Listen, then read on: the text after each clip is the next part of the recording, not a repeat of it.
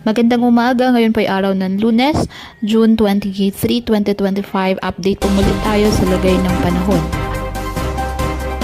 Ayon po sa Pag-asa, sa kasalukuyan isang bagyo ang minomonitor sa labas ng Philippine Area of Responsibility, east-northeast ng extreme northern Luzon at taglay ang lakas ng hangin na aabot sa 55 km per hour, malapit sa sentro at pagbugsong 70 km per hour. Kumikilos ito northwestward sa bilis na 20 km per hour.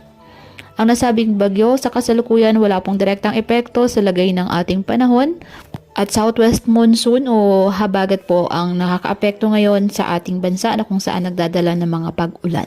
Dahil po sa nasabing habagat, asahan na maulap na kalangitan na may kalat-kalat na pag-ulan at thunderstorms sa Metro Manila, Calabarzon, BRMM, Soc-Sargen, Davao Region, Pangasinan, Zambales, Bataan, Occidental Mindoro at Palawan.